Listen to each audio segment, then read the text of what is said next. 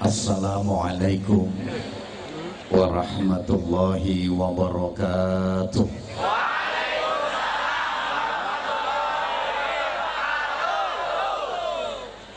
Bismillahirrahmanirrahim. Alhamdulillahilladzi an'amana bi ni'matil imani wal islam wa amarna bil ittihadi wa silatil arham. Asyhadu an la ilaha illallah wahdahu la syarikalah al malikul alam wa asyhadu anna muhammadan abduhu wa rasuluh khairul anam. Allahumma salli wa sallim wa barik ala sayyidina wa maulana wa syafi'ina wa uswatina wa habibina wa qurrati a'yunina Muhammadin syafi'ina yawmaz ziham wa ala alihi wa ashabihi ila yaumil qiyam. Subhanaka la ilma lana illa ma 'allamtana innaka antal alimul hakim. Rabbi shrah li sadri wa yassir li amri wahlul 'uqdatam min lisani yafqahu qawli waj'al li waziran min ahli. Rabbana atina min ladunka rahmah wa hayyi' lana min amrina rasyada. Wa ba'du, sa'adatal fadil wa ashabal fadail,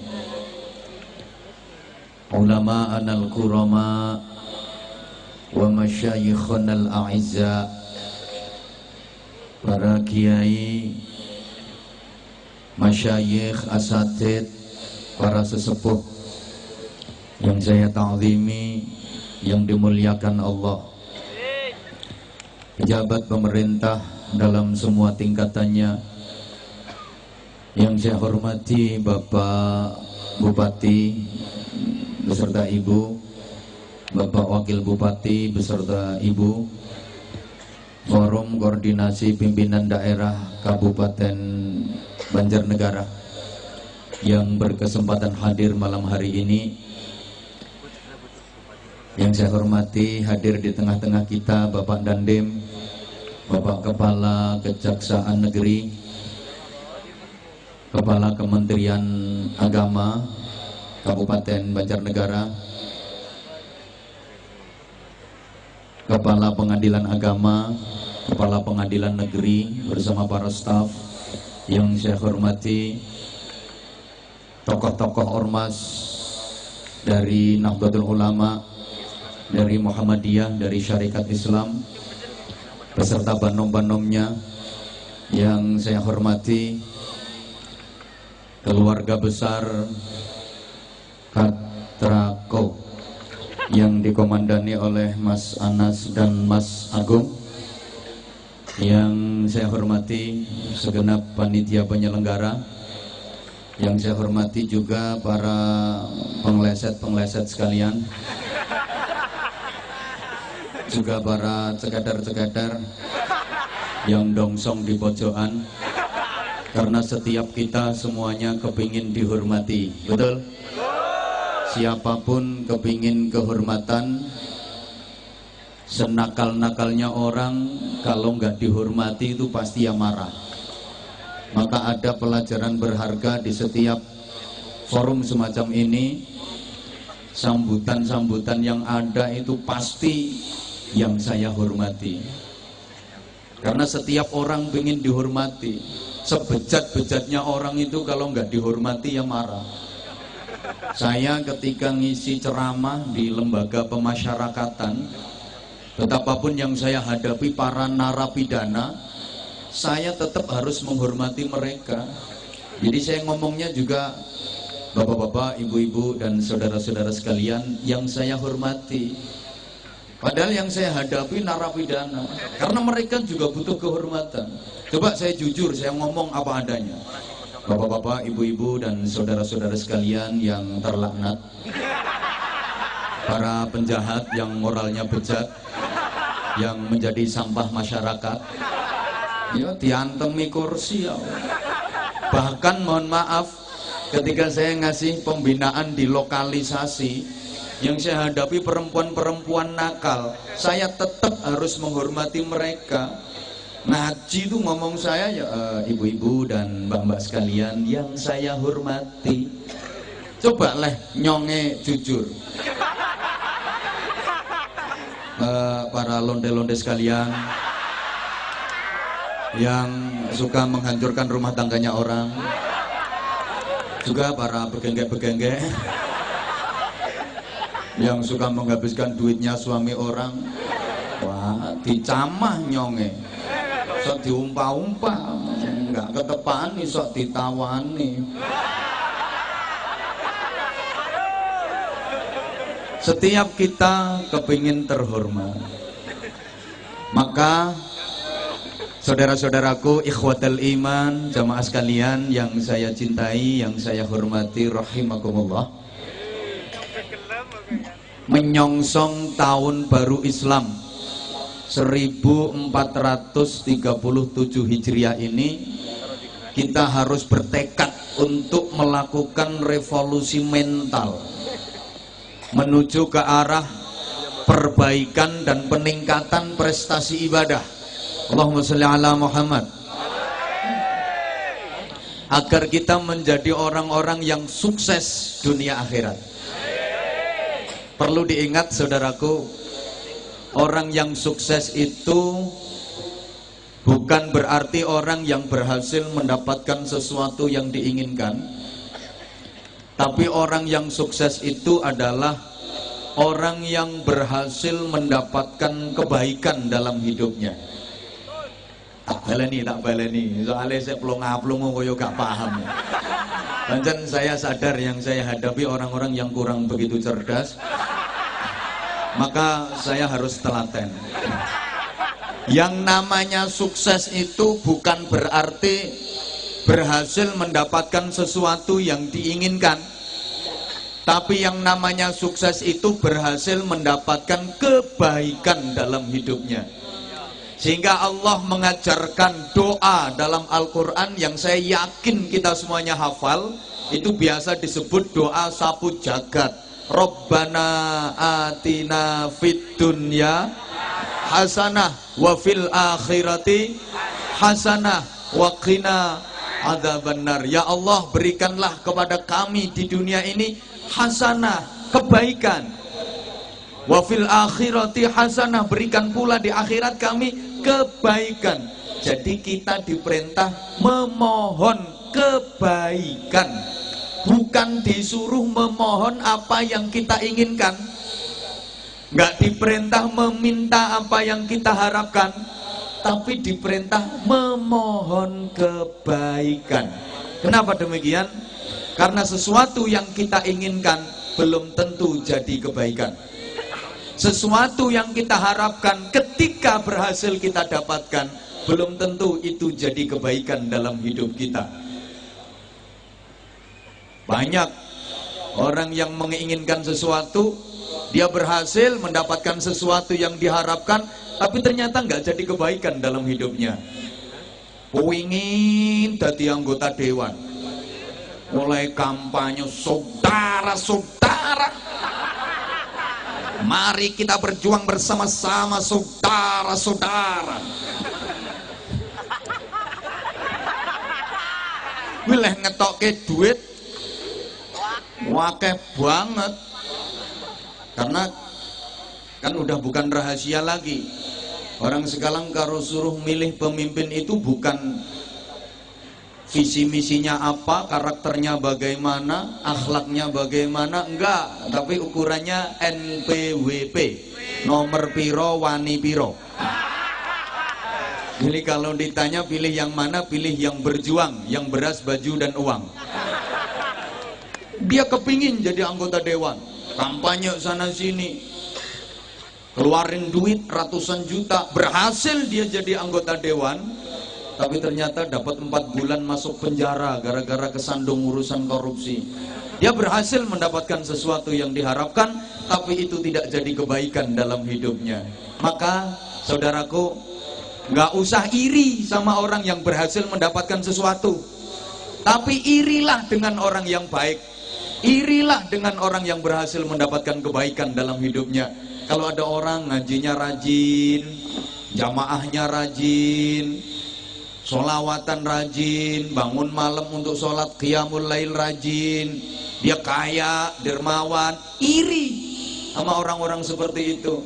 Tapi kalau ada orang yang berhasil mendapatkan sesuatu urusan duniawi, ya nggak perlu iri, karena sesuatu yang didapat belum tentu jadi kebaikan. Ada orang dapat door prize, dia habis belanja di mall, dapat hadiah motor, nggak perlu diiri, karena motor yang didapat belum tentu jadi kebaikan. Dapat hadiah motor, harganya 40 juta, baru 2 hari dinaikin sama anaknya di jalan raya, kenceng, weng, bres, nubruk bokong, bokongnya tronton. Sehingga Sayyidina Ali karramallahu wajhah wa radhiyallahu ta'ala anhu pernah menyatakan, ketika saya menginginkan sesuatu, maka saya berdoa kepada Allah. Saya ikhtiar maksimal, saya kerja keras agar sesuatu yang saya inginkan itu berhasil saya dapatkan.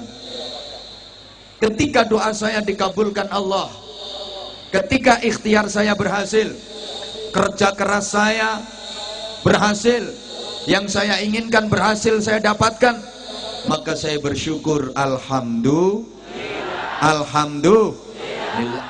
Berarti keinginan saya disetujui oleh Allah, berarti keinginan saya di ACC sama Allah. Saya bersyukur. Tapi ketika saya menginginkan sesuatu, kemudian saya berdoa kepada Allah, ternyata doa saya tidak dikabulkan Allah. Saya kerja keras, ternyata gagal. Saya ikhtiar maksimal, ternyata tidak berhasil mendapatkan apa yang saya inginkan. Saya lebih bersyukur lagi, saya lebih alhamdulillah lagi. Jadi ketika gagal itu syukurnya malah nemen. Kenapa? Karena yang terjadi bukan keinginan saya, karena yang terjadi adalah kehendak Allah. Dan saya yakin kehendak Allah jauh lebih baik daripada keinginan saya. Allahumma shalli ala Muhammad. Fa'asa an takrahu syai'an wa huwa khairul lakum. Boleh jadi kalian membenci sesuatu, bisa jadi kalian tidak menyukai sesuatu, padahal sesuatu yang tidak kalian suka itu ketika terjadi pada diri kalian itu dampaknya sangat baik. Wa asa an tuhibbu syai'an wa huwa khairul lakum. Boleh jadi kalian menyukai sesuatu, mencintai sesuatu, mengharapkan mendapatkan sesuatu, ternyata ketika sesuatu itu terdapat pada diri kalian, itu dampaknya sangat jelek bagi kalian. Sadari, wallahu ya'lamu wa antum la ta'lamun. Allah Maha tahu apa yang terbaik buat kalian dan apa yang jelek buat kalian, sedangkan kalian tidak tahu.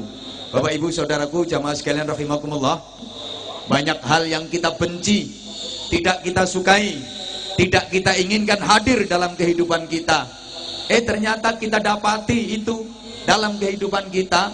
Subhanallah, dampak positifnya luar biasa. Jujur sering saya sampaikan di mana-mana, saya pernah mengalami satu keadaan yang saya nggak suka, satu keadaan yang saya benci dan tidak inginkan itu terjadi dalam kehidupan saya.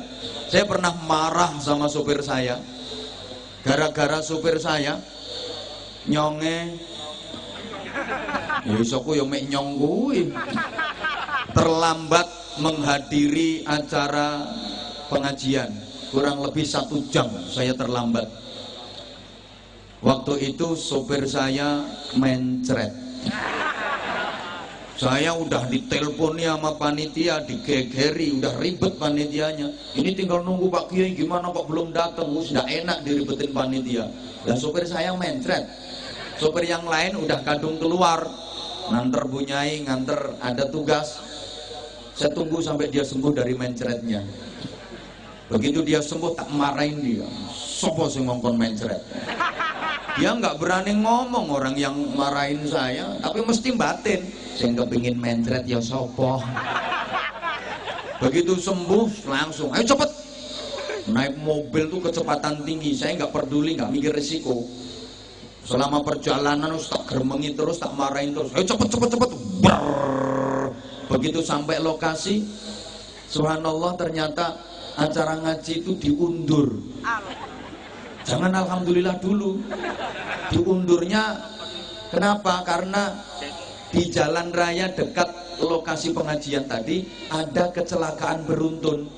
5 mobil brus, gepeng semua.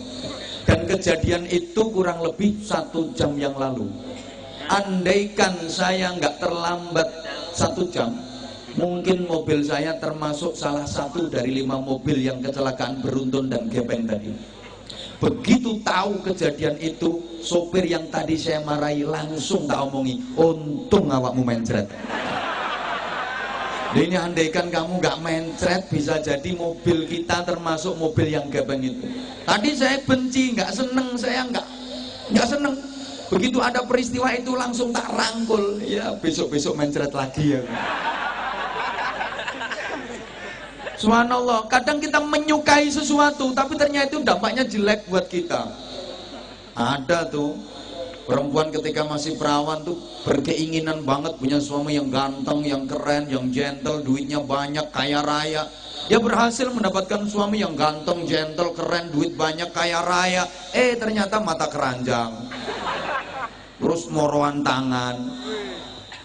Yono yoan, wong lanang niku kepengin dapat istri yang cantik, wayu, kemerusu, keboy, sumlohai, aduhai, imut, yahud, bahenol, menol, semok, kebelenok, kemontok, kementok, kemolek, kinyis, mingis, mentong, moblong.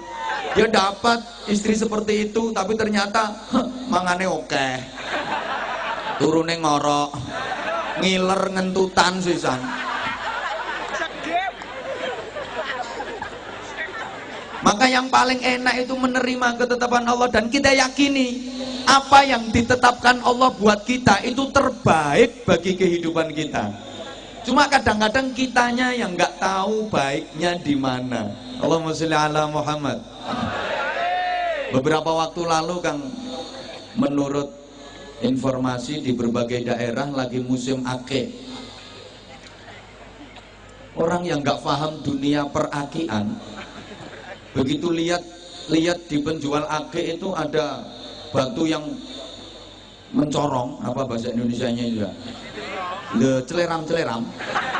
Nanti bangannya karo. Itu dia seneng banget, wah ini batu bagus ini, padahal itu murah, cuman 50.000. Tapi celeram, bersinar, mencorong, cemerlang. Padahal itu batu nggak bermutu, nggak berkualitas, 50.000. Dia dikasih batu yang bagus, yang black sapphire, yang cemerut, yang yakut. Dia nggak mau, padahal itu batu kecil harganya 10 juta. Kenapa? Karena dia nggak tahu mana yang baik, mana yang jelek. Kalau urusan perakian, yang paling paham ya orang-orang yang ahli di bidang akik. Tapi dalam urusan kehidupan, yang paling paham ya Allah. Maka derek Gusti Allah saja paling selamat. Ini yang terbaik buat saya. Meskipun waktu itu kita nggak tahu baiknya di mana. Jangan putus asa, apalagi gremeng. Lah iya, nyonge ya wis ibadah, ya wis salat, ya wis usaha, ya wis kerja keras, ya wis nyonge rewangi poso Senin Kemis, mungkin nyataane ya gagal. Nyonge kadang-kadang lah mikirke Gusti Allah ya ora mudeng kok. Karepe kepriben.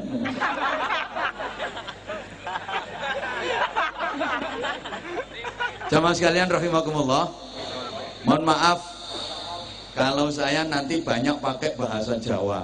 Mboten napa-napa nggih? Ya wis. Pokoke nek masalah donya niku aja nemen-nemen. nikmat dunia ini nikmat bohongan, nikmat ngapusi, sifatnya mata'ul ghurur, kenikmatan yang mempedaya, kenikmatan yang menipu. Karena nikmat yang hakiki, nikmat yang sejati, nikmat yang sesungguhnya itu nikmat di akhirat. Enak tentunya niki enak ngapusi. Lah enak sing sejati, enak sing asli iku enak ten swarga. Demikian pula loro tentunya niki loro ngapusi. Loro sing asli, loro sing temen, loro ten neraka. Maka kalau dibandingkan enak dunia dengan enak surga, jauh banget. Demikian pula sakit di dunia dengan sakit di neraka, perbandingannya jauh banget. Jamaah sekalian, terkait timbang dikatekke aku. Dunia iki ibarat gambar, akhirat itu aslinya.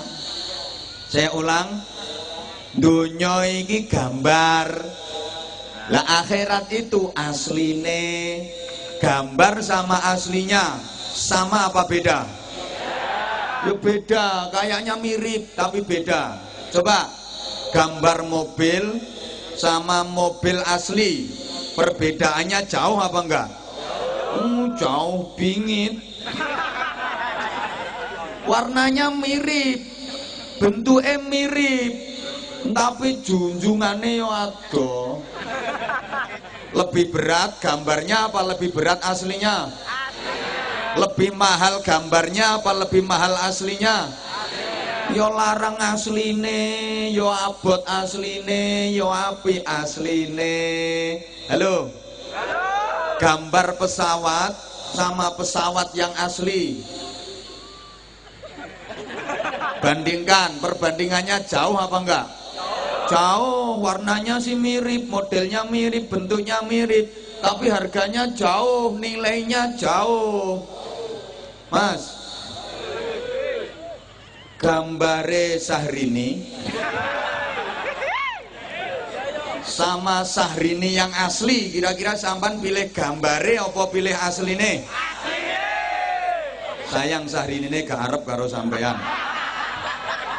Ya jauh perbandingannya. Maka Rasulullah Muhammad sallallahu alaihi wasallam menggambarkan, wallahi mad dunya illa karajulin adkhala asbu'ahu fil yammi atau kama qala. Gak ngerti yo ben. Dunia kalau dibandingkan akhirat itu ibarat ada seorang laki-laki yang jarinya dicemplungkan. Iya, kaya lambimu kuwi. Dicelupke. Iki lho, jarinya dicelupke nyang segara, terus dibatek. Bandingkan banyak mana air yang tertinggal di laut sama air yang kantil di jari. Nah, banyu sing kantil yang driji ki donya, banyu segara iku akhirat. Bandingane sakmono, ana wong lanang drijine dicemplungke segara terus dibatek. Lha iki sak pira akeh banyu sing kantilno driji? Ayo sak gedhe-gedhene driji. Ana driji gedhene sak cagak listrik. Makane enak dunia nggak ada apa-apanya dibanding enak di surga. Sakit di dunia nggak ada apa-apanya dibanding sakit di neraka. Allahumma sholli ala Muhammad. Jamaah sekalian rahimakumullah, kita kalau mau berpikir seperti ini, memandang dunia ini datar, karena kita memandang bahwa dunia ini hanya gambar dari akhirat. Tentu kita lebih pilih aslinya daripada gambarnya. Betul? Betul? Kalau kita bisa berpikir seperti ini, ningalin donya, nyawang donya ku datar, ndak gampang kemecer, ndak gampang kepingin, ndak gampang gumun. Biasa wong lihat gambar, meskipun rumahnya kecil, jelek, di pinggir kali, ada tetangga bangun rumah kau wedi tumpuk-tumpuk, ya gak kepingin. Gambar kok dikepingin nih. Biasa. Gambar. Omahe elek, nyawang tangga omahe apik, ya ora kepingin wong gambar. Ya padha karo ana wong lanang omahe ditempeli gambare wong wedok ayu-ayu tapi bojone dhewe elek. Sapa ngomong semangatmu? Semangat apa yang malah kudu guyu kok adoh dek dibandingke. Naik motor. Kok motor apik, motor elek tahun 80. Di starter tahun 80 iku bruk motore elek salib mobil mewah yo gak nelongso gambar yo gak kepingin meskipun dibel dindin nambah mesem gambar enak wekku enak weke nyonge iso gawe olahraga sing nyalipi plate merah ora mobile dhewe wong kuwi bupati mobile negara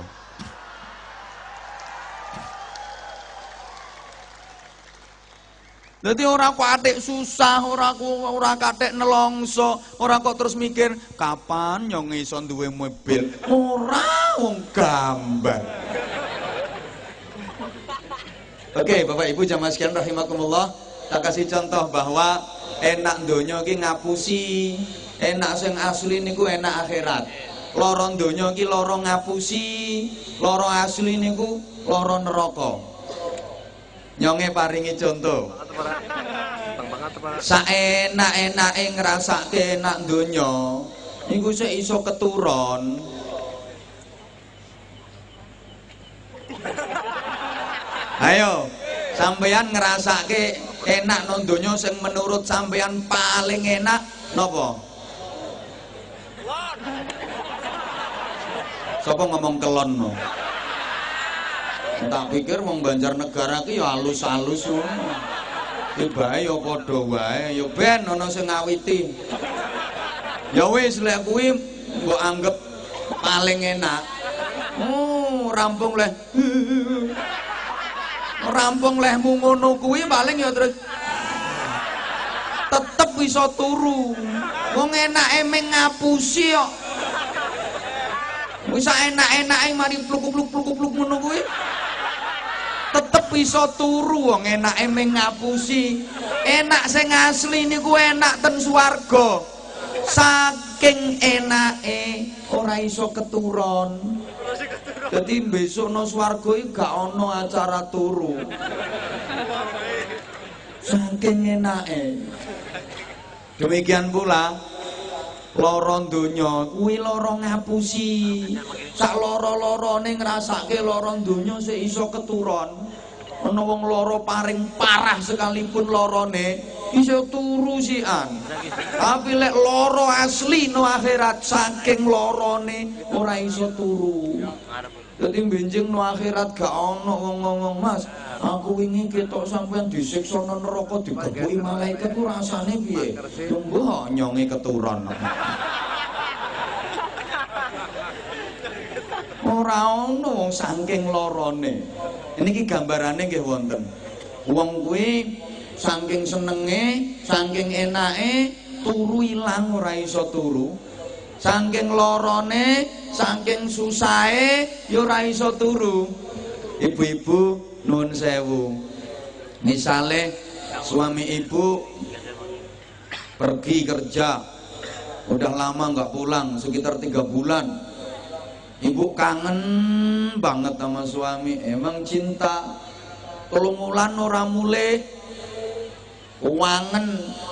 Dan satu malam ibu lagi di rumah sendirian, ngantuk, beliur, pol ngantuk, beliyeng. Tiba-tiba suami ibu yang ibu kangenin yang udah 3 bulan nggak pulang itu pulang mendadak. Kira-kira kangene tesik napa ilang? Kangen kok kangen ngantuke tasik napa ilang? Ya ora trimo ilang kok. Ya nenes kok. Bayar ngono ketok bojone teko. Ora trimo biar ya piar-piar barang ngono. Ya Allah Mas, sampean kok gak ngomong arep mulih. Aku sengaja gak ngomong kok Dek, kuwatir nek gak sida aku ngekeki surprise. Aku yang ngomong to Mas, ilang ngantuke. Saking senenge, saking bahagiane ngantuke ilang. Nggih napa nggih? Wong saking susahe yo ilang ngantuke. Bapak, nuwun sewu, Bapak nang griya ijenan di rumah sendirian, ngantuk-kantuk banget, bliyur-bliyur nganti nyosok-nyosok. Saking nemene ngantuk, tiba-tiba omahe bapak kobongan. Ngono ku mosok bapak ngomong, turu sik dilu. Mosok gendine teko kene. Ya gosong, Bro. Ya cerekal, ilang ngantuke. Mergo saking susahe. Makane masalah donya ki remeh, gambar. Jangan terlalu dipikirin. Mohon maaf, kata orang jarene wong wetanan, mikir donya aja jero-jero. Kadang-kadang ada orang lebih seneng gambarnya daripada aslinya. Halo? Aja jero-jero mikir donya, sampai urusan akhirat kalah karo donya. Kok milih gambare timbang asline? Ono ndak rukun sama tetangga perkara donya, kejeron leh mikir. Ribut suami istri gara-gara donya, kejeron leh mikir. Salat ndak khusyuk perkara donya. Allahu akbar kabir walhamdulillah katsira subhanallah bukratan wa asyira. Apa regane munda. Allahu akbar ke panenan yo ora dadi. Sami Allah liman hamidah, dagangan yo ora payu sisan. Allahu akbar, kejeron leh mikir.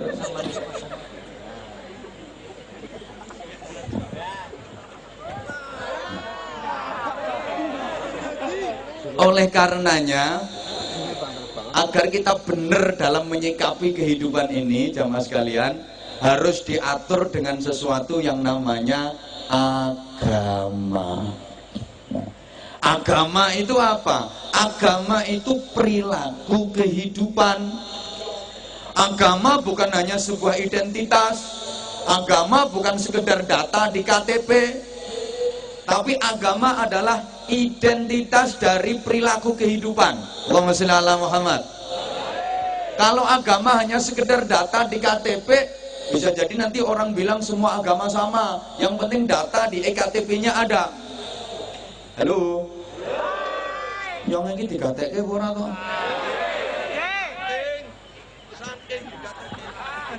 Agama juga bukan organisasi. Mohon maaf, agama bukan ormas. Islam itu bukan ormas-ormas yang ada. Mohon maaf banget, Islam bukan NU, Islam bukan Muhammadiyah, Islam bukan SI, Syarikat Islam, Islam bukan FPI, Islam bukan JI, Islam bukan MTA, Islam bukan LDII, tapi Islam itu adalah perilaku kehidupan. Adapun organisasi-organisasi yang ada itu kan hanya bagian dari wadah untuk mengorganisir perbedaan cara pemahaman, perbedaan cara berpikir. Maka perbedaan organisasi yang ada jangan sampai menimbulkan perpecahan, apalagi permusuhan.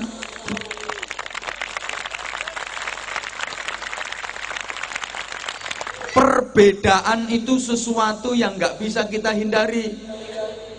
Perbedaan itu pasti ada. Mulai dulu sampai kapanpun, nggak mungkin dong orang semuanya kok sama. Yang hadir sekian banyaknya ini loh nggak ada yang sama. Perbedaan itu pasti. Maka kuncinya ukhuwah, yang pertama kita harus siap berbeda-beda. Karena nggak mungkin orang kok semua sama, itu nggak mungkin. Bapak Ibu saudaraku jamaah sekalian rahimakumullah, termasuk namanya pendapat itu pasti berbeda-beda, dan itu sangat kita butuhkan. Kita butuh pendapat yang berbeda untuk menambah wawasan kita, menambah pengetahuan kita, menambah keilmuan kita. Kalau menurut saya seperti ini, kalau menurut mereka seperti itu. Halo, kita butuh pendapat yang berbeda untuk mengevaluasi, untuk mengukur pendapat kita ini benar atau enggak. Kita juga perlu pendapat yang berbeda agar kita semakin kokoh dan semakin kuat. Yang penting tujuannya sama. Setuju? Bangunan-bangunan rumah, bangunan masjid, bangunan gedung itu bisa kokoh, bisa kuat karena bahannya berbeda-beda. Ada besi, ada semen, ada kayu, ada batu bata, ada pasir, ada keramik, ada gentengnya. Jadilah rumah, jadilah pendopo, jadilah masjid. Coba rumah, lho kok bahannya sama semua. Bahannya pasir kabeh.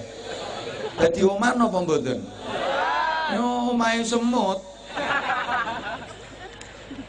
Justru karena bahannya berbeda-beda itu, tapi saling menguatkan, saling menopang, saling merekat, maka menjadi kokoh, maka menjadi kuat. Bagus sekali Banjarnegara, saya salut. Ada Nahdlatul Ulama, ada Muhammadiyah, ada Syarikat Islam, saling menguatkan. Maka Banjarnegara bisa menjadi hebat. Coba jamaah sekalian rahimakumullah, kita disebut manusia itu karena organ kita beda-beda. Ada kepala, ada tangan, ada leher, ada dada, ada perut, ada kaki, sikil kabeh. Hui. Maka kenyataan masyarakat kita itu sekarang semua potensi ada, tapi kebersamaannya yang masih minim. Kayak toko bahan bangunan itu loh. Ya ono wesi, ya ada kayu, ya ada semen, ada pasir, ada batu bata, tapi berserakan, nggak tertata dengan baik, nggak tersusun dengan baik. Orang pinternya banyak di negeri ini, politikusnya banyak, intelektualnya banyak, ulamanya banyak, orang kaya, pengusahanya banyak. Tapi dewe-dewe. Kalau cari orang pinter di negeri ini subhanallah, luar biasa. Cari yang punya titel apa? Komplit. Ada yang titelnya MM, mumet-mumet. Yang mutar-muter, mubang-mubung, merono mrene. Ada yang MA, modalnya abab. Ada yang SAG, sarjana alam gaib. Ada yang SPD, sibuk mulai dewe. Nah kalau yang ini titelnya IR, itu Ireng Roto. Komplit.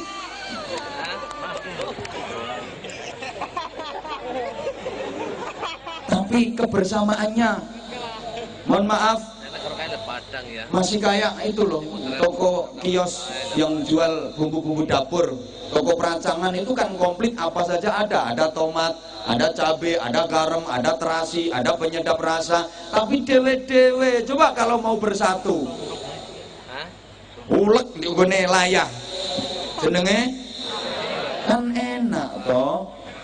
Makanya tolong sekali lagi, perbedaan boleh, tapi membeda-bedakan jangan. Coba hampora tidak ngomong model ini. Boleh berbeda, tapi jangan membeda-bedakan. Artinya perbedaan bukan musuh, tapi perbedaan adalah sarana untuk saling melengkapi dan saling menguatkan. Coba, ada sholat tarawih 20 rakaat, ada sholat tarawih 8 rakaat. Sama apa beda? Yo beda, sapa ngomong podo. Ora iso matematika. Wong 20 ambek 8 kok podo. Sama sholat tarawihnya, cuma beda rakaatnya. Mari kita lihat persamaannya saja, jangan perbesar perbedaannya. Kan tergantung cara kita menyikapi toh. Sampeyan ikut yang 20 rakaat, sedangkan yang jadi imam sholat tarawihnya cuma 8 rakaat. Begitu imam selesai, tambahi dewe. mari nambahi wae kok repot. Sampean misalnya sholat tarawihnya 8 rakaat, imamnya 20 rakaat. Begitu imam dapat 8, minggato. Rampung dong urusannya. Gitu aja dibikin ribut, dibikin geger. Woi. Maka ada sholat subuh yang pakai kunut, ada yang nggak pakai kunut. Nggak usah geger. Geger tok dulu itu suka geger. Yang bener harus pakai kunut karena itu sunnah abad. Kalau ditinggalkan harus pakai sujud sahwi, harus kunut satunya. Nggak usah itu kunut-kunutnya, nggak ada dasarnya, itu bid'ah itu kunut. Subhanallah, ngapain ribut dong sama-sama sholat subuhnya? Dulu di sana-sana ribut, alhamdulillah. Kalau Banjarnegara rukun, tidak ada yang meributkan. Alhamdulillah, Banjarnegara sudah nggak ada ribut soal kunut apa nggak kunut karena sama-sama nggak sholat subuhnya. Nah, apanya yang mau diributin? Saya jadi teringat ketika Buya Hamka, tokoh besar Muhammadiyah, Buya Hamka pergi haji bareng jamaahnya, ketepatan bareng juga dengan Ketua Umum Pengurus Besar Nahdlatul Ulama waktu itu, Allahu yarham Kiai Haji Idam Khalid. Ketika itu naik haji belum pakai pesawat tapi masih pakai kapal laut, berbulan-bulan di laut. Itu jadwal sholat imamnya di jadwal, di giliran. Satu ketika Kiai Haji Idam Khalid selaku Ketua Umum PBNU jadi imam sholat subuh, Buya Hamka yang jadi makmum. Ini Kiai Idam Khalid ngimami sholat subuh nggak pakai kunut, padahal Ketua Umum PBNU. Diprotes sama jamaahnya, diprotes sama santrinya. Yai, wau ngimami subuh kok mboten ngangge kunut. Lek lali mestine kan sujud sahwi, lha jenengan kok nggih mboten sujud sahwi. Apa jawab beliau? Nyonge sengaja. Sengaja ora kunut. Lah kunut kepriye wong nyang mburiku ana makmum sing wonge luwih sepuh salate ora nganggo kunut. Aku menghargai, mula aku ora kunut. Besok giliran Buya Hamka sing dadi imam, Kiai Idam Khalid dadi makmum. Buya Hamka tokoh besar Muhammadiyah ngimami sholat subuh pakai kunut. Ini makmum yang Muhammadiyah bingung. Makanya nggak boleh kunut. Lagi kok kunut imamnya. Arepe kunut kok gak entuk, arep ora kunut kok imame kunut. Akhirnya yang kunut seprapat.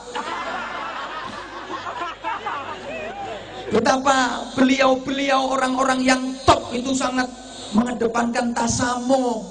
Lha saiki ustaz-ustaz seketer iki lagi duwe santri telu pengkeri Allahu Akbar, haram, syirik, bid'ah.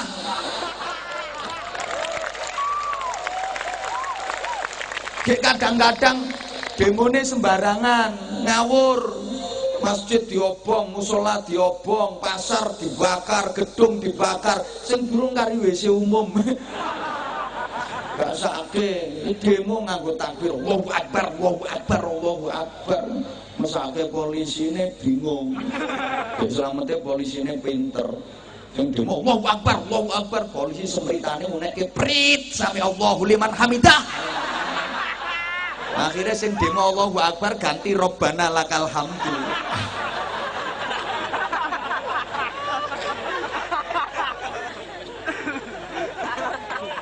Justru perbedaan itu yang bikin indah.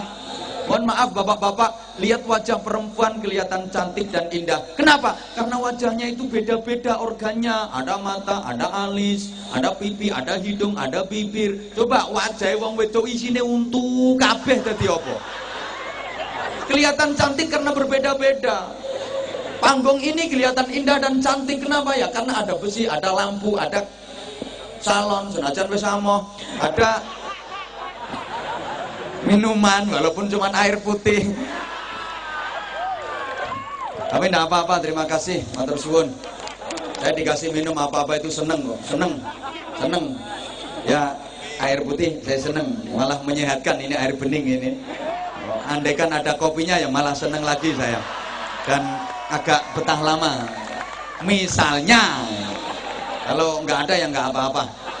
Nah, dikasih jahe juga seneng. Saya yang paling nggak seneng itu kalau dikasih minum kopi susu, itu paling nggak seneng. Karena menurut saya kopi susu itu minuman nggak jelas. Nah, kopinya ngajak melek, susunya ngajak turu. Jadi bingung ke.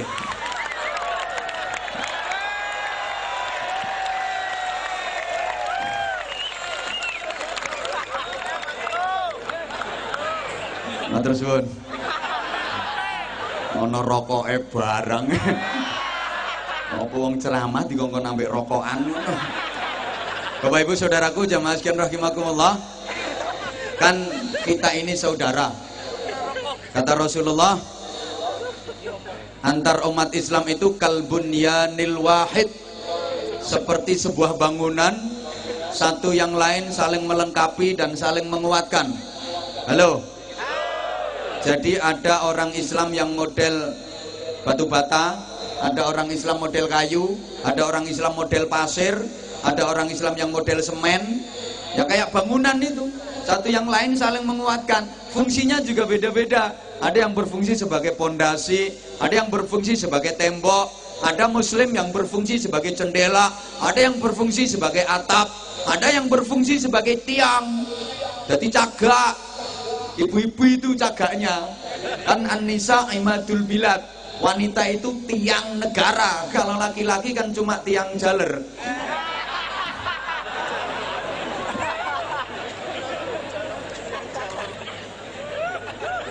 Nah, karena kita saudara, maka ya harus kita pererat lah namanya ukhuwah. Saya sering sampaikan kalau diurut ke atas kita pasti ketemu. Sekian yang datang ini saya yakin mbahnya sama. Kalau mbah nggak sama, naik lagi buyutnya sama. Buyut belum ketemu, nanti naik canggahnya sama.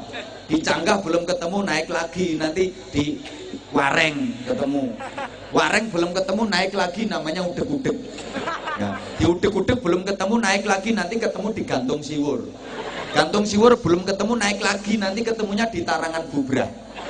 Tarangan bubrah belum ketemu, naik lagi, nanti ketemu di gedebok bosok.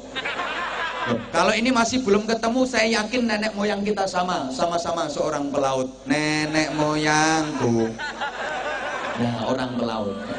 Kita berasal dari nasab yang sama, dari Nabiullah Adam alaihi salam dan Ibu Hawa, betul? Lawang dulur kok. Maka yang kedua, ya terus, tapi tolong yang nggak ikut nyumbang nggak usah cerewet. Kari ngrungokke wae kok umek kan. Kunci kebersamaan dan kunci ukhuwah. Yang kedua, jangan ingin menonjolkan diri, merasa paling baik, merasa paling penting, merasa paling benar. Ini sumber hancurnya persaudaraan, sumber hilangnya kerukunan. Halo. Coba, gak usahlah kepingin menonjolkan diri, merasa paling penting, merasa paling benar, merasa paling baik. Belum tentu kita itu penting, belum tentu kita itu baik, belum tentu kita itu benar.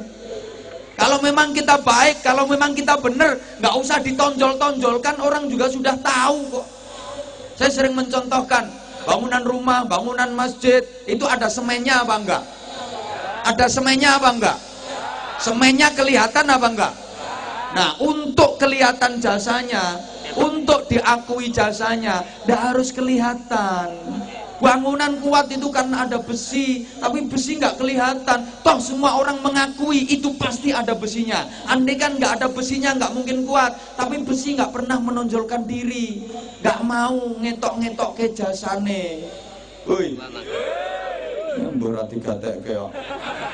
Coba kalau bangunan itu semua bahannya merasa penting, merasa berjasa, terus semua kepengin menonjol. Besi pengen ketok, kayu pengen ketok, semen pengen ketok, pasir pengen ketok, boto pengen ketok, ambruk. Anwar Zahid sing ngadeg nang ngarepe jenengan niki wonten paru-parune mboten? Cobi umpami paru-paru kula kok pengen ketok manggon bathuk. Jantung kula pengen ketok manggon bokong. Kabeh rumangsa duwe jasa. Akhirnya kabeh rumangsa pengen menonjol, rumangsa pengen ketok, malah menghancurkan, malah rusak. Allahumma sholli ala Muhammad. Udahlah. Penyakit kita sekarang ini rumangsa apik, rumangsa penting, rumangsa berjasa. Kalau komponen bangsa ini merasa kelompoknya yang paling penting, kelompoknya yang paling benar, ini sumber kehancuran alamat, nggak bisa bersatu. Karena merasa paling benar, menganggap yang lain salah. Merasa paling pinter, menganggap yang lain bodoh. Merasa paling penting, menganggap yang lain nggak penting. Ini sumber kehancuran berawal dari situ. Uang iku nek apik diketok-ketokke malah ora sida apik. Jadi memang penyakit kita itu seperti itu. Akhirnya seneng pamer. Dalam bahasa agama itu namanya riya. Udahlah, kalau baik ndak usah ditampak-tampakkan, ndak usah diketok-ketokke, kabeh wong ngakoni lek kuwi apik. Apik lek diketokke malah gak sida apik. Ini penyakit. Bu. Ibu misalnya sampean punya saudara kaya, terus sampean dikasih duit 10 juta, seneng napa mboten? Tapi diomongke wae, sampean lak malih ora pati seneng. Mergo apike diketok-ketokke, maringi 10 juta tapi diomongke wae. Ketemu ning pasar, Dek, duit 10 juta teko nyonge isih. Kasih, matur suwun. Ya matur suwun 10 juta kok ora matur suwun. Akeh 10 juta itu. Duet-duet 10 juta. Nggih. Ketemu nyang sawah. Dek, aku takon, nyonge takon, duit teko nyonge 10 juta isih. Kasih. Duet-duet 10 juta ku akeh. Jarang lho dulur maringi 10 juta nek gak nyonge. Nggih, ketemu no pengajian ditakokke jawil. Duwite isih. Sampe nek malih ora suweneng. Tasik, Mbak, tapi arep tak balekke. Lah nyapa kok dibalekke? Kupingku gak kuat. Pokoke apik lek diketok-ketokke ku malah ora sida apik. Nyun pangapunten ibu-ibu itu biasa jasa perjuangannya diketok-ketokke nyang anake. Harapannya supaya anak hormat sama orang tua, agar anak berbakti sama orang tua, anak ben seneng karo wong tuane, dicerita-ceritake perjuangane. Ibu nglairke awakmu lele, ibu lek ngramut awakmu ku gak gampang, ngramut awakmu ku gak enteng le, meteng tok gak trimo seminggu rong minggu, 9 wulan, mendeh-mendeh gak kena diselehke. Anggitmu ibu lek meteng ngono ku nang sehat, ya lara. Ya muntah-muntah terus. Apa maneh pas nglairke awakmu le ibu ku rasane kaya urip kaya mati. Anak diomongi ngono nang rumangsane tambah seneng. Ya blas. Anak tambah meringis. Jare anak sing ngongkon sapa? Nyonge yo gak njaluk. Salahe sampeyan dhewe. Sampeyan sing nyesek. Wong bapak wis enak-enak turu ya sampeyan gugah. Wis ngerti nek watake ngono ya digugah. Pokoke apik lek diketok-ketokke niku ora sida apik. Ngapunten nggih. Polisi ku apik to, tentara bareng apik, les kadung seragam gawagah. Sampai dulu saya pernah bercita-cita jadi tentara. Sayang ora klebu. Tapi ya tak syukuri kok umpama aku dadi tentara yang mentok kapten. Saiki dadi ustaz iso nuturin dandim kok.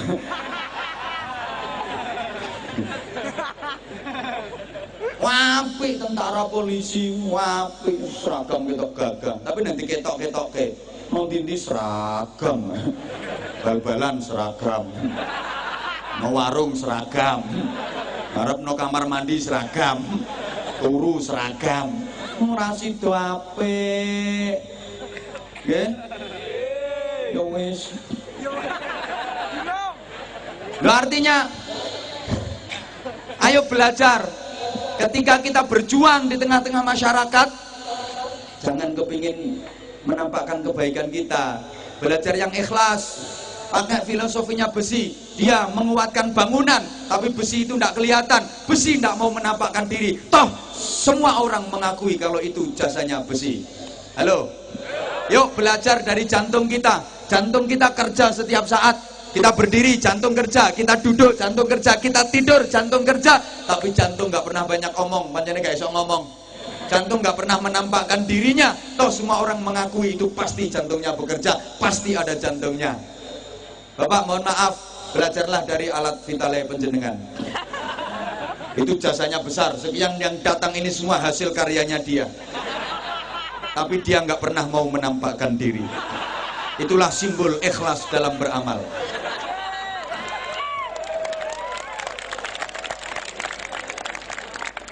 Subhanallah.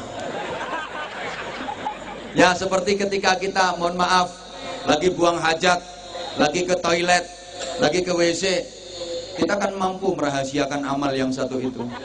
Yora diketok-ketok ke wong, yora dirungok-rungok ke wong. Betul-betul amal yang rahasia.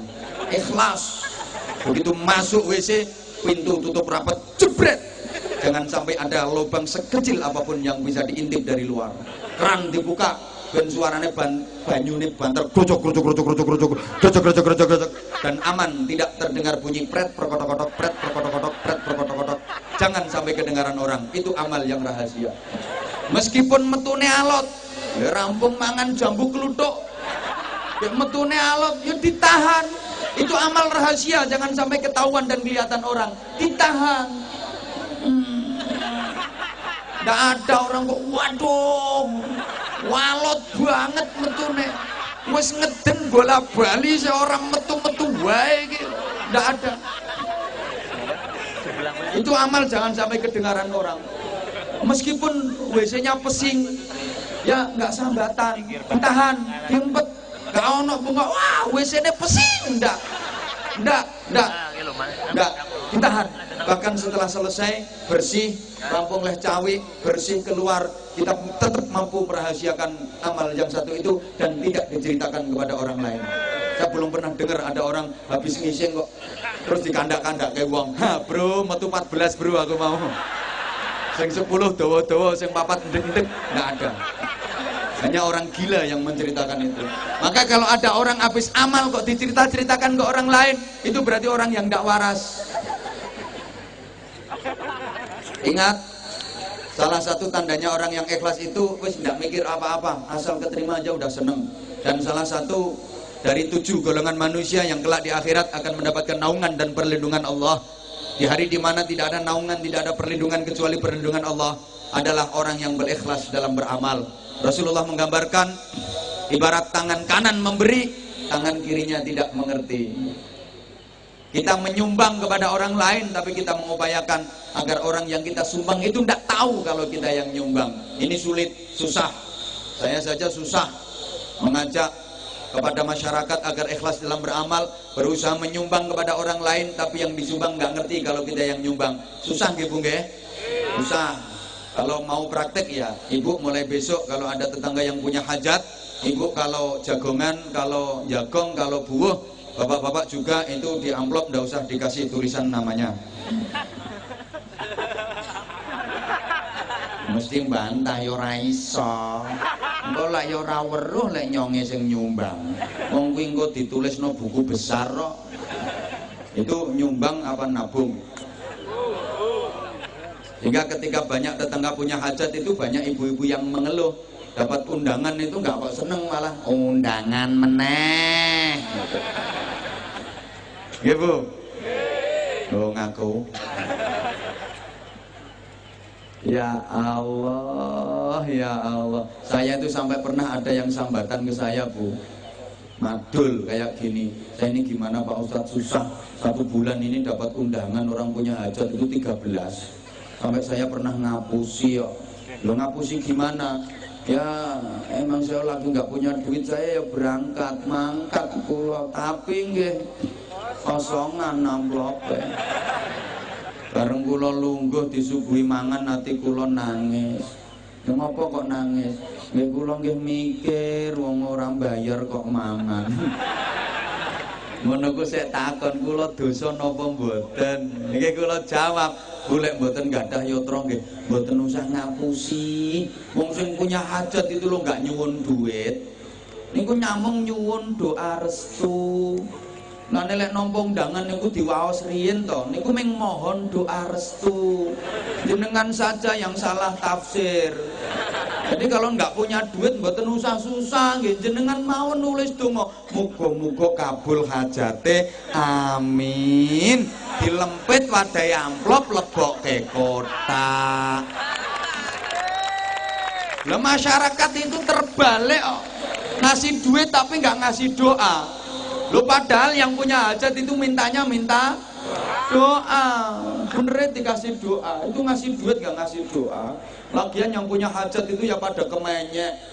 Pengintinya minta duitnya kembali ya pakai Assalamualaikum warahmatullahi wabarakatuh. Bismillahirrahmanirrahim.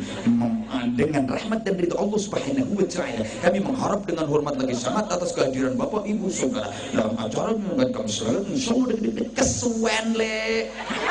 Undangan nih simpel, ringkes, tegas, mentes. Assalamualaikum kepada Sopo, harap datang ke rumah saya tanggal sekian, acara makan bersama. NB penting duitku balik ke. Wes, intinya ayo di situ kok. Udah.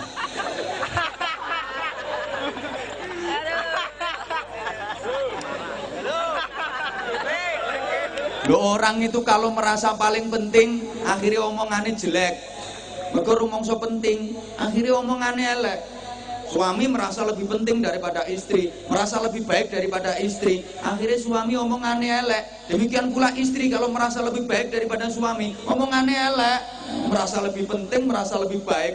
Dari sing lanang, Dek, kurang apa aku ambek sampean? Kurang apa nyong ambek sampean?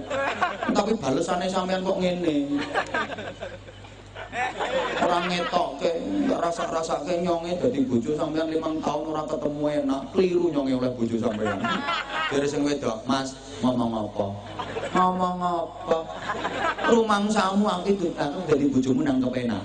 Ya ora pena. Aku yang ngempet, Mas, ngempet. Nah, aku nyawang rupamu aja kulino sawanen. Dari sing lanang, aku oleh bojo awakmu yo rugi. Aku badhe apa oleh bojo sampean? Mergo apa? Rumangsa penting, rumangsa apik. Coba nek gak rumangsa penting, gak rumangsa apik. Yo enak lek ngomong, Dek, sing sabar yo, Dek.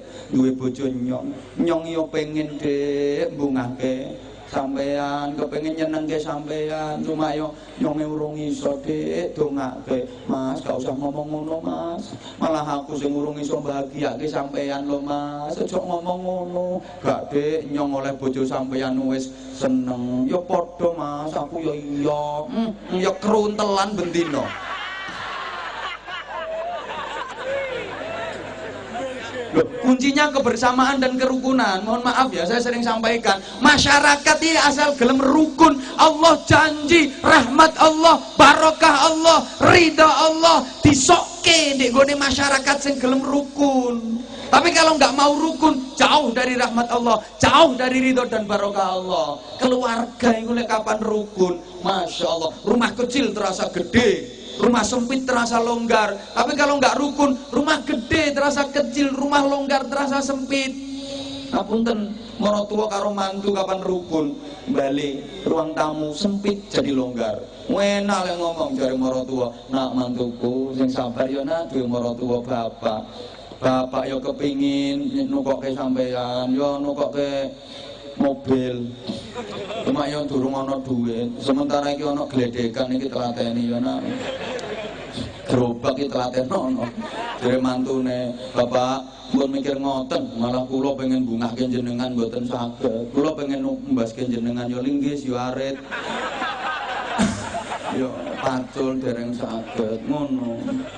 Karena gak bapak duwe mantu sampeyan wis seneng sami, kula gadah mantu jenengan, gadah maros panjenengan nggih saweneng.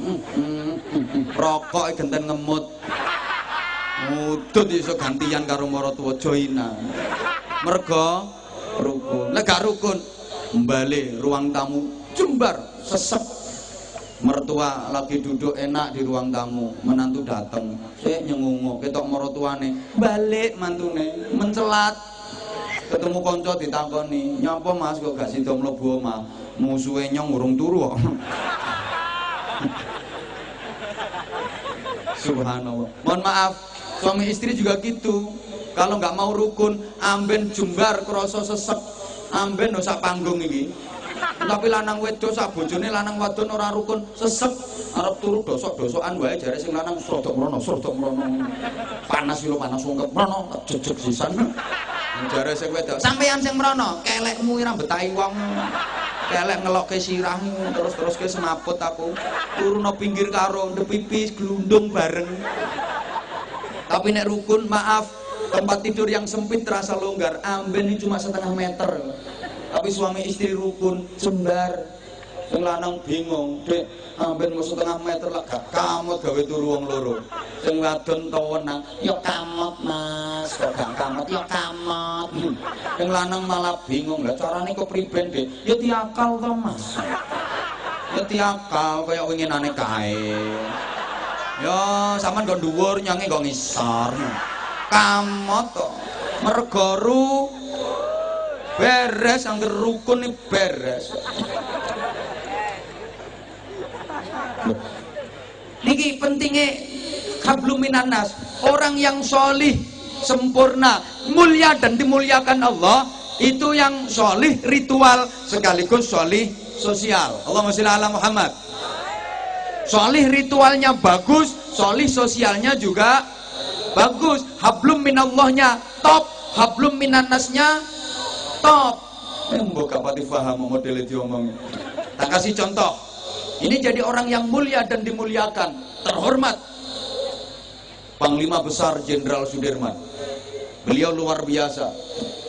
Jenderal Sudirman itu pahlawan, pejuang kemerdekaan yang tidak pernah ditangkap sama penjajah. Selama mimpin perang baik merebut maupun mempertahankan kemerdekaan, Jenderal Sudirman itu nggak pernah ketangkep sama penjajah, nggak pernah ketangkep Belanda, nggak pernah ketangkep Jepang, nggak pernah diasingkan, nggak pernah dibuang, nggak pernah dipenjara. Halo, kan nggak pernah kita dengar Jenderal Sudirman dipenjara, Jenderal Sudirman dibuang, diasingkan, ketangkep sama penjajah. Subhanallah, beliau luar biasa, sakti. Perang dikepung sama penjajah, mau ditangkep, lep, lolos. Mau ditangkep, lep, lolos. Beliau sakti, diselidiki, diusut kenapa beliau bisa seperti itu. Ternyata Jenderal Sudirman itu punya jimat. Neng jimate dudu akeh. Jimatmu yang koral mbok elus. Jimat beliau diantaranya 3. Yang pertama, Jenderal Sudirman itu selalu daimul wudu, ngelanggengke wudu, nggak pernah batal wudunya. Jadi setiap batal langsung wudu, setiap batal langsung wudu. Mohon maaf, habis kencing langsung cewek terus wudu. Mau tidur wudu, bangun tidur langsung wudu. Subhanallah, beliau seperti itu. Tut wudu, tet wudu, tit wudu, prot wudu, brot wudu. Mohon maaf kan bunyinya beda-beda untuk itu. Tergantung ukuran bokong. Semakin besar bokong ya semakin gede entutnya. Kalau bokong kecil tipis ya mau tapi lek bokong gede beda itu. Orang yang punya wudhu itu selalu dijaga malaikat, ditemenin malaikat. Halo. Iki sing diguyu sing ndi? Dan itu bisa dibuktikan ketika napak tilas perjuangan Jenderal Sudirman, jamaah sekalian, itu di setiap titik yang pernah disinggahi oleh beliau selalu ada tempat air yang terbuat dari tanah liat, wadah air dari tanah liat untuk berwudu. Itu saya bahasa Indonesianya tidak tahu. Kalau bahasa yang agak Inggrisnya saya tahu, namanya lepadasan. Sampai sekarang masih ada itu. Beliau memang ahli wudhu, daimul wudhu, selalu menjaga wudhunya. Pantes orang kalau punya wudhu kan ditemenin malaikat, dijaga sama malaikat. Itu zaman tiru boleh, bagus malahan. Wanita kalau mau seperti itu akan nampak lebih cantik, karena air wudhu itu menjadikan inner beauty. Apa yang ngerti kok kecantikan yang dari dalam. Ini banyak perempuan pengen cantik tapi salah trik, nggak mau wudhu, nggak mau baca sholawat. Itu yang bisa menimbulkan aura, tapi malah wajahnya didempul, alisnya dikerek bersih, ganti buntutnya tekus, lambene dicet, macam-macam kan. Teknik kecantikan perempuan itu sekarang macam-macam. Ada lagi rambutnya disambung, namanya hair extension. Ada lagi menyambung bulu mata yang bahasa Inggrisnya aidep. Ini macam-macam lah kayak gitu. Yang kedua, Jenderal Sudirman itu selalu sholat di awal waktu. Begitu masuk waktu sholat, segera laksanakan sholat. Beliau sholatnya di waktu yang afdol. Begitu masuk waktu sholat, segera laksanakan sholat. Sami nggih kalih sampean? Red. Orang kalau sholatnya di awal waktu wajahnya cerah, gak burek-burek ngene. Apa ini? Sampean kadang-kadang jangankan sholat di awal waktu, denger azan aja nggak jawab kok. Allahu Akbar. Itu nggak jawab malah. Loh, yang ini kok wis azan iki jam piro iki? Udah kayak gitu sholatnya nggak segera dikerjakan no. Terus nanti aja sholatnya kok wae, sholatnya kok wae, nanti aja, akhirnya nggak sholat. Sekali ini sholat digabung jadi satu. Usolli fardhu dzuhri wal asri wal maghribi wal isya'i oplosan lillahi ta'ala. Udah kayak gitu sholatnya cepet pula, nggak jaga tumakninah. Pokok sholat asal Allahu Akbar, entul jadi tuli-guli gobek-gobek, entul jadi tuli-guli gobek-gobek, entul jadi tuli-guli gobek-gobek, entul jadi tuli-guli gobek-gobek, tanpa zikir mencolot wiridan. Wis 16 wiridane. Itu kok. Padahal orang yang rumahnya deket masjid, kalau sholatnya nggak di masjid itu sholatnya nggak bisa sempurna. La sholata li jaril masjid illa fil masjid. Orang yang rumahnya dekat dengan masjid kok sholatnya nggak di masjid, maksudnya sholat maktubah, sholat fardu, itu sholatnya nggak sempurna. Kalau diartikan nggak sempurna sih nggak apa-apa, dan diartikan sholatnya nggak sah. Mau meneng membanyak nggak tahu jamaah. Kapan-kapan naik, aku kalau diundang lagi tak terangkan fadilahnya jamaah. Ya kapan-kapan kok. 3. Jenderal Sudirman itu sosialnya tinggi.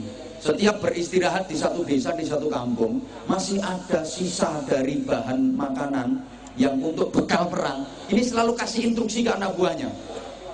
Ini tolong bahan makanan yang masih ada bagi ke warga sini yang fakir miskin. Subhanallah. Padahal ini bahan makanan untuk persediaan perang. Hablum minannasnya luar biasa. Pantas kalau beliau terhormat, didoakan se-Indonesia dikenang jasa dan perjuangannya sepanjang zaman, diabadikan jadi monumen sampai digawe patung, dan nama beliau abadi, dipakai nama jalan di mana-mana. Hampir tiap kota besar di negeri ini ada jalan protokol, jalan utama yang pakai nama beliau, Jalan Jenderal Sudirman di mana-mana. Namamu, jenengmu, tiga jenenge goti lo gak payu. Subhanallah. Siapa ngomong podo ae. Mending namaku sik payu ditulis nang kono wis payu. Nyamane bupatine wae ora ono kok.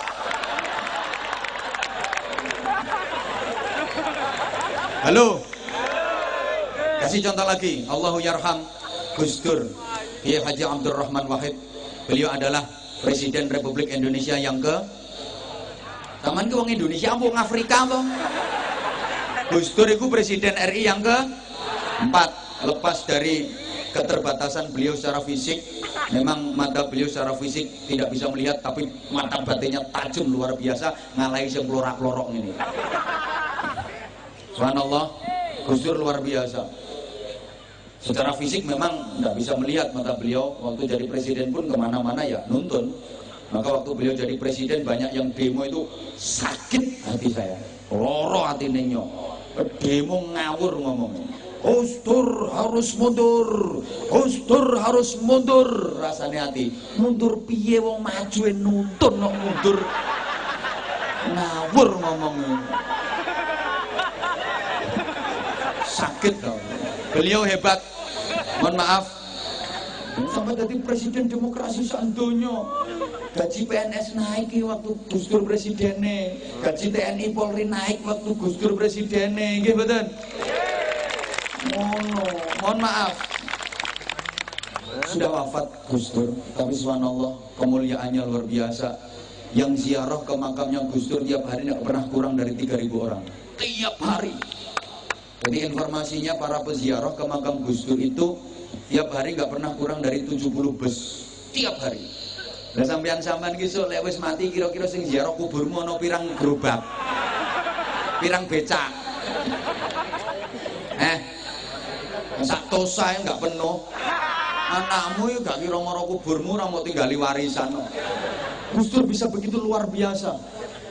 Kenal dunia, diakui dunia. Padahal Gus Dur itu ibadahnya ke Allah biasa. Nonge tahu persis. Gus Dur itu kalau sholat subuh cuma 2 rakaat.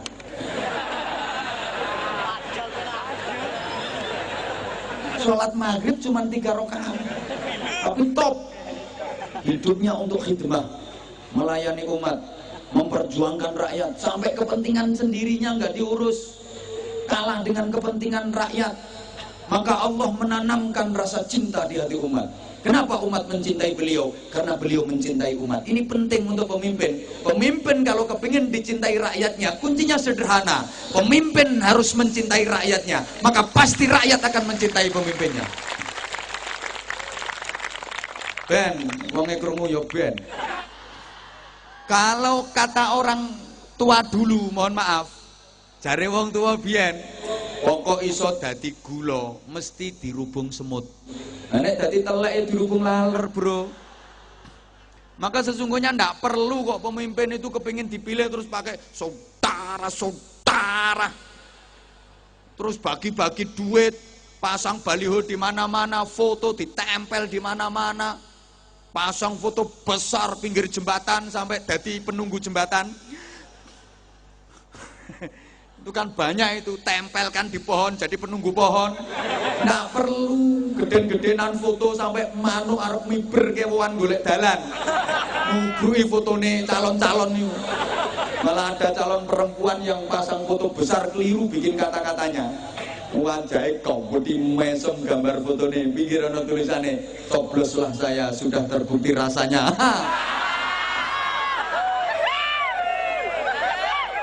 Nggak perlu, bersihkan niat, luruskan niat.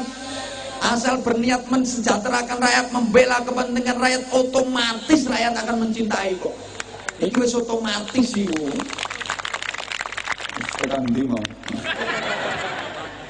Nah, lepas subhanallah memang ibadah itu ya hablum minallah ya hablum minan. Nah, jadi ajarannya seperti itu. Bukan kok terus cuman Allah tok sing dipikirke terus gak ngurus urusan dunia ini ya ndak bener. Cuman muter tasbih kok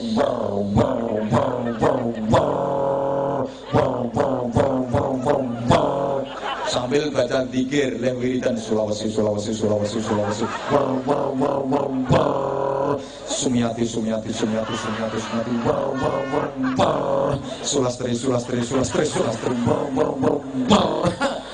terus nggak ngurus dunia sama sekali. Nah, Islam nggak mengajarkan seperti itu. Nggak, memang halo, muter tasbih penting, muter kerjaan juga penting. Ayo dijawab penting gitu loh. Ngitung tasbih, ngitung utang, penting.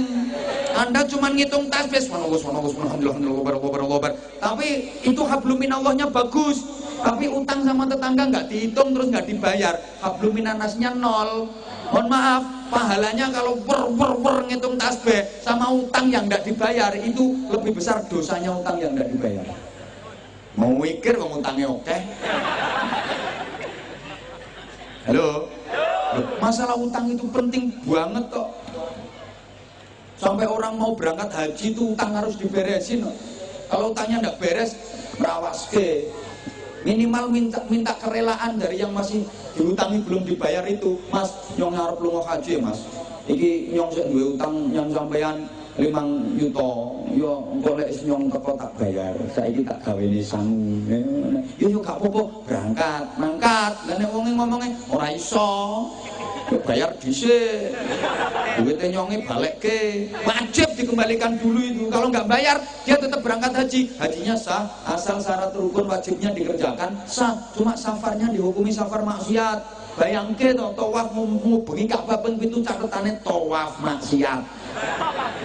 Halo. Hajinya yang nggak mungkin mabrur. Kan haji itu tingkat-tingkatan toh.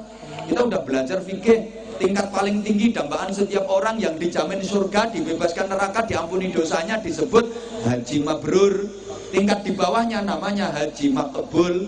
Asal keterima hajinya, urusan pahala nggak tahu, pokok keterima. Ini haji makbul. Tingkat di bawahnya namanya haji mardud.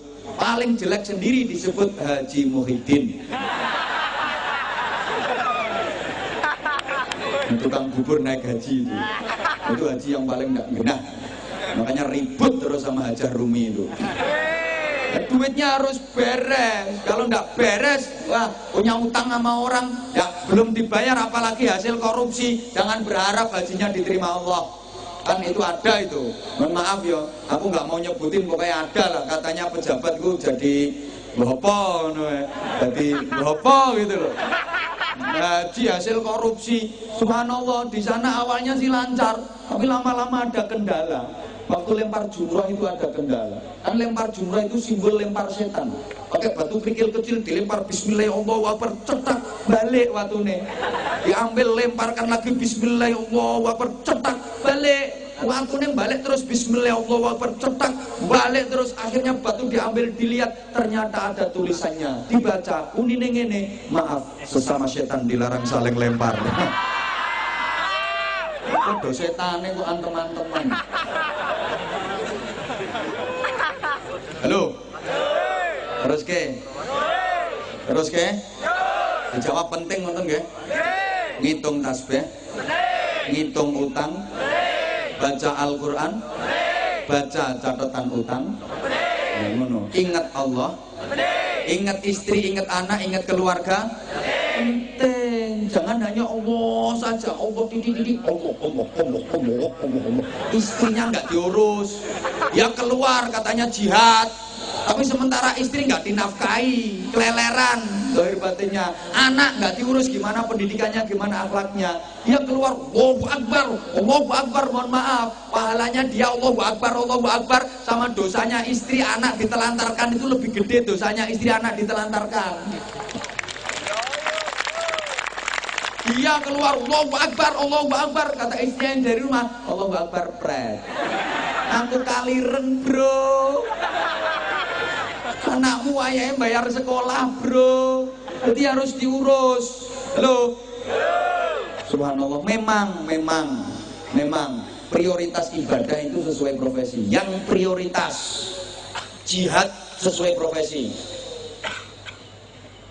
Kalau pedagang jihadnya apa? Ibadah prioritasnya ya jualan yang jujur. Kalau guru jihadnya apa? Prioritas ibadahnya di mana? Ya ngajar, menyampaikan ilmu kepada murid-muridnya. Tukang syuting itu prioritas ibadahnya apa? Nginceng. Yang nginceng orang ngaji, nginceng sholawat. Tapi ya yang roto. Kadang ada tukang syuting nakalan itu. Nyuting wong sing ayu disuwek-suwekke. Sing disuting ayu digogodekke. Mobil lambe ketok kabeh. Bareng sing disuting tuwa diliwati sret. Oke iki yang tukang syuting model ngono tak dongake mripate tinggilen ngisor dhuwur kiwa tenan. Kabeh ya kepengin ke syuting kok. Halo. Nah kalau ustadz ya ustadzah prioritas ibadahnya ya ngajar ilmu agama, mengenalkan hukum-hukum Islam, terus baca tulis Al-Quran itu mulai dasar alif fathah, alif kasroh, alif dhamma, yang kenceng ba fathah ba kasroh bi ba dhamma bu. Alif ya sukun fathah ai, lam fa sukun fathah laf ya domah yu. Sing banter kok.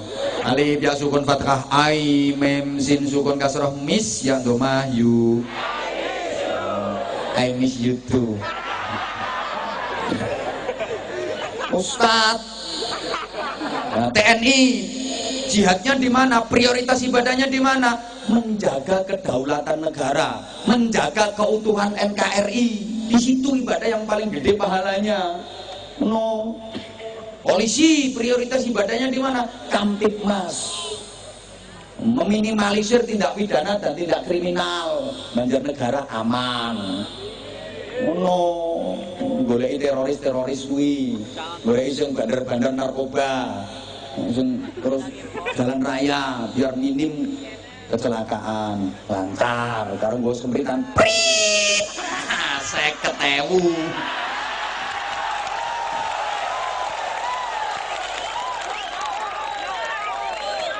Nah, sing keplok-keplok jelas pernah ketilang. Kenapa sampean kok ditilang? Lo sampean melanggar. Coba sampean nggak melanggar, nggak mungkin ketilang. Anane ditilang karena sampean melanggar. Ini gambaran di dunia aja sampean melanggar, ditilang sama petugas. Lebih-lebih urusan akhirat, sampean melanggar aturan Allah, ditilang sama petugasnya Allah. Mau masuk alam kubur, mau masuk alam barzakh, banyak pelanggaranmu, ditilang sama mungkar nakir. Dan perlu diingat, mungkar nakir nggak bisa disuap, nggak kena dijak damai. Sing kena disuap itu kudu mungkar nakir. Nek mungkar nakir nggak kena disuap. Sing iso disuap kuwi kudu mungkar nakir.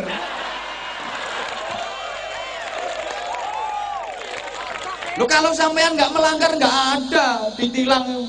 Motor lengkap, SIM punya, STNK-nya ada.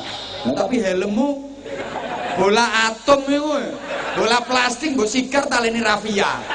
Yo ditilang melanggar aturan. No. Woi. Kiai apa prioritas ibadahnya? Yo wiridan. Pikir kiai.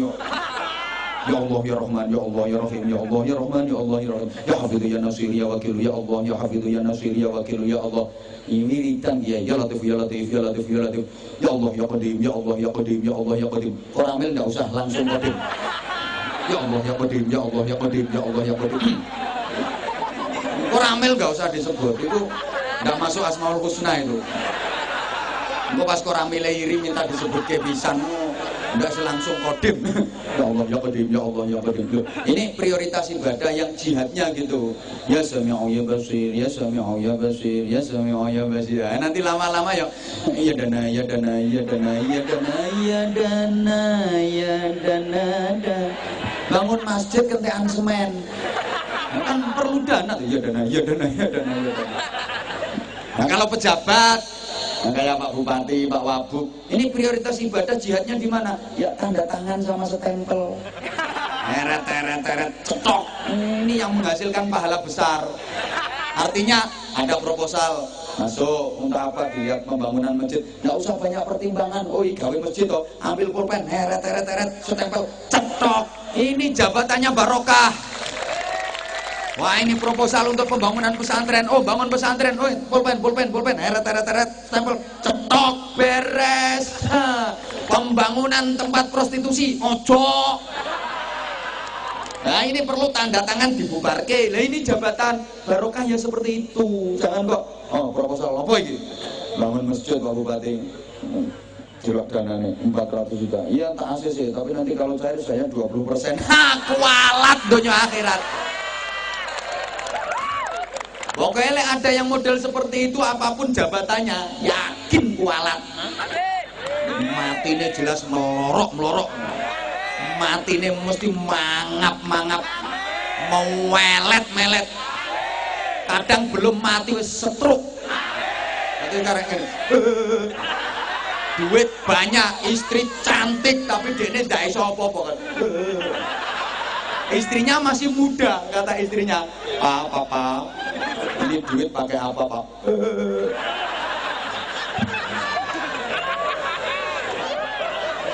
Arep sate to, Pak. Aku tak tuku mobil, Pak yo. Gak iso apa. Pak, aku tak rapi meneh, Pak. Mampus. Nah, ini jabatannya barokah seperti itu. Lah syukur. Kayak Pak Bupati, subhanallah, ada proposal masuk untuk membangun masjid. Dilihat, apa ini? Proposal Bapak. Gawe apa? Bangun masjid. Piro dana sing diajuke? 200 juta. Apa ya cukup bangun masjid 200 juta? Ya wis, sing 300 juta tak bantu. Nah. Kalau Pak Bupati mau seperti itu, insya Allah Pak Bupati bangkrut.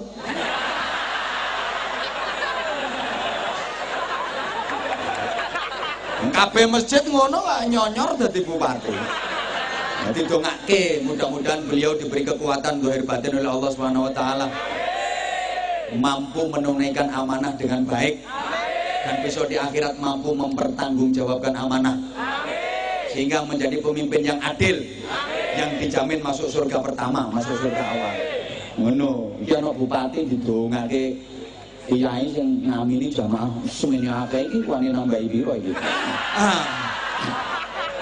Maksudnya nambahi waktu ngajinya ini. Aku sering nyonge sering ngaji bareng pejabat didongake alhamdulillah mandi. Periode maneh ora usah kampanye dadi. Kalau ono sing nyalon dadi gubernur kepilih. Tapi rata-rata nambahi. Iki yang ngono iki, apa nambahi ya.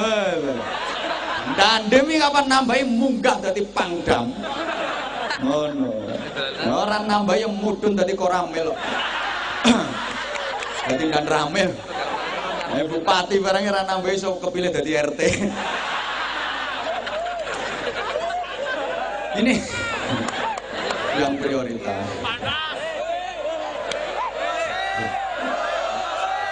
Wis setengah rolas iki. Ganggu si arep main meneh.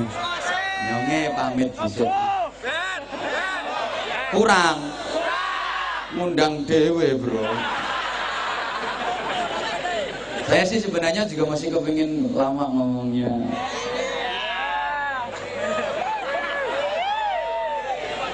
Nggih, insyaallah.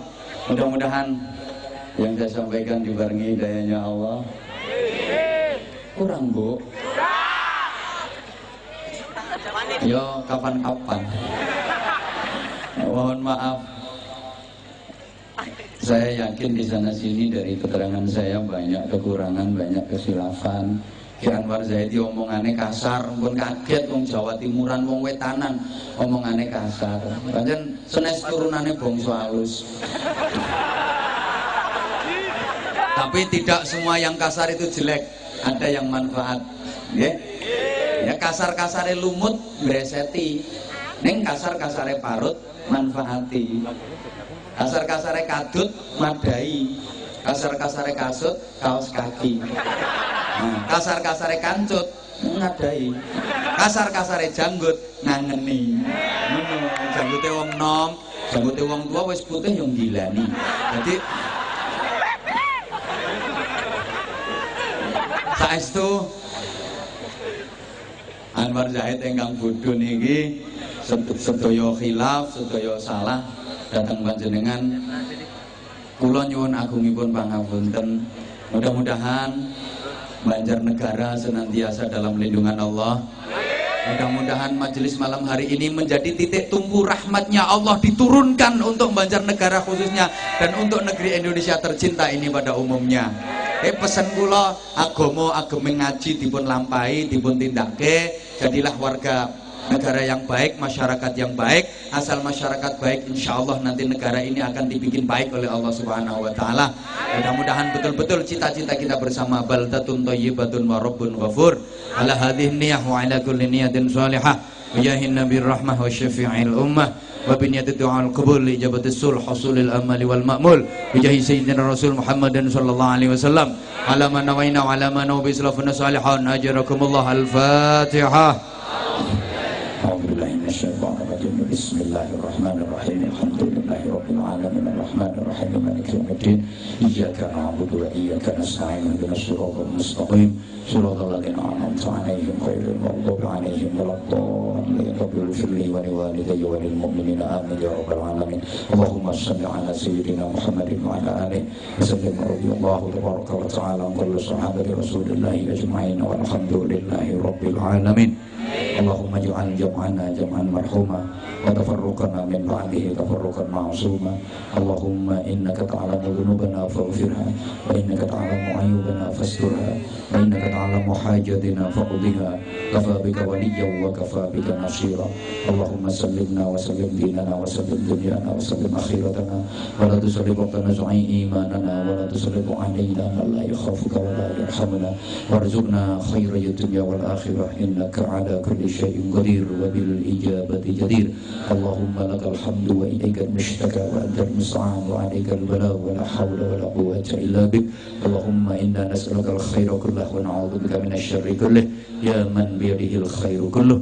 Rabbana hab lana min azwajina wa dhurriyyatina qurrata a'yun waj'alna lil muttaqina imama. Rabbana atina fid dunya hasanatan wa fil akhirati hasanatan wa qina adzabannar wa qina adzabannar wa qina adzabannar wa adkhilna al jannata ma'al abrar bi rahmatika wa fadlika ya aziz ya ghaffar ya rabbal alamin. Jazallahu 'anna sayyidina Muhammadan sallallahu alaihi wasallam ma huwa ahlu bi fadli subhana rabbika rabbil 'izzati 'amma yasifun wa salamun 'alal mursalin walhamdulillahi rabbil alamin. Subhanakallahumma wa bihamdik asyhadu an la ilaha illa anta astaghfiruka wa atubu ilaik. Wallahul muwaffiq ila aqwamit thoriq. Assalamualaikum warahmatullahi wabarakatuh.